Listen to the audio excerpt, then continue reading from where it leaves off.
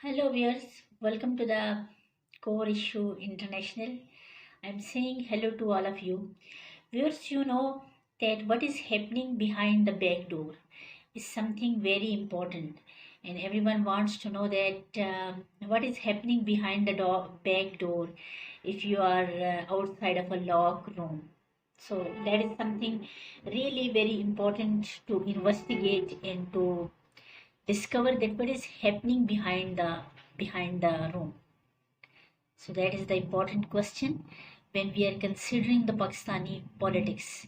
What is happening in the Pakistani politics and what are the driving force of the Pakistani politics? That is the important question.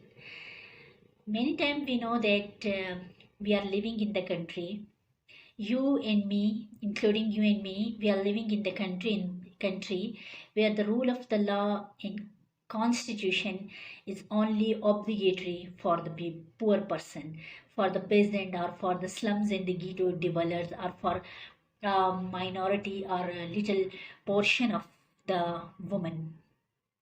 So we are living in this type of the country, so where rules and law are only applicable on the person who is unable to fight with the existing mighty constitutional rules and law. We can say this.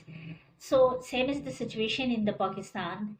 That although the in the era from 1947, we cannot say that we didn't strive for suitable rule in the country and we didn't strive for the democratic consolidation in our country.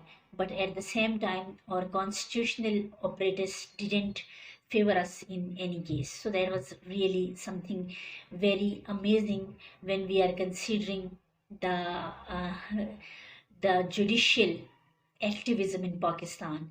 And judicial activism is actually moving in opposite direction to the civil rights and civil society. There is a no parallel between the judiciary and between the civil society, and that is something that has really created the fear and frustration in the society of the Pakistan, because constitution is the representative of a state and constitution is providing security, and constitution is actually a great tool in supremacy of a state. But in Pakistan, unfortunately, there are a lot of other forces that are more vital than the Pakistani constitution, and they're playing their clandestine role and affecting the government, affecting rule and law, affecting authority, accountability, and many other things in such a negative direction that it has provoked the class conflict in Pakistan.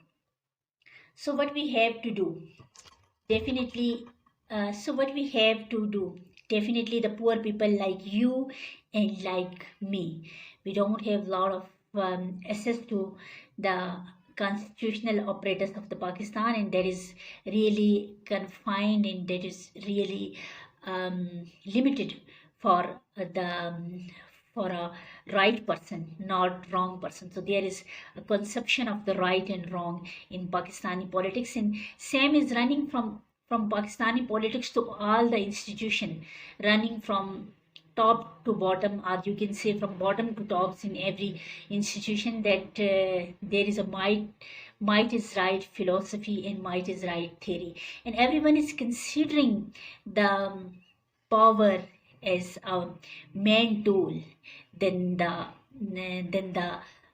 constitutional rights, and then the common civil, and then the voice of the common civil society.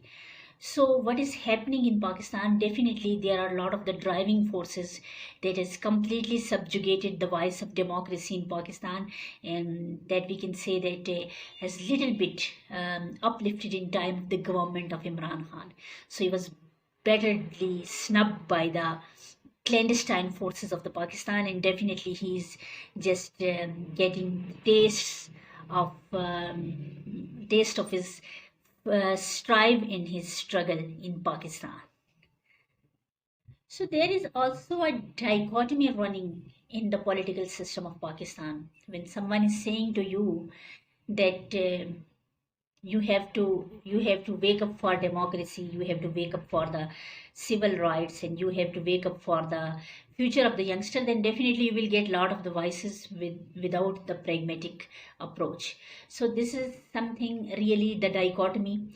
And who is responsible for this dichotomy? The clandestines and the strong forces of the Pakistan that are not on the scene, but they are playing their role efficiently behind the scene, and they are so mighty, like capitalism of the China, and they are so mighty like fascism of the Hitler, that they are unable, the people are unable to defeat these types of the forces. And people always remain under the threat of these forces, and that's why the civil society couldn't get the appropriatory performance and appropriatory propagation in the society of the Pakistan that matters really for the person like you and me, because we are living in this state, and definitely our future generation, our children will also breathe in this the air of this state. So what will happen for them? They will not get a satisfactory environment for their job. They will always remain under the subjugation of the words of the supremacy. So what is this supremacy? Why there is no equality in Pakistan, and why there is running a strong class conflict in Pakistan? That is something completely penetrated in the colonialistic mindset of the Pakistan, and that's why we got it in our heritage from 1947 still now. We are considering power as all in all, then the civil rights and civil society.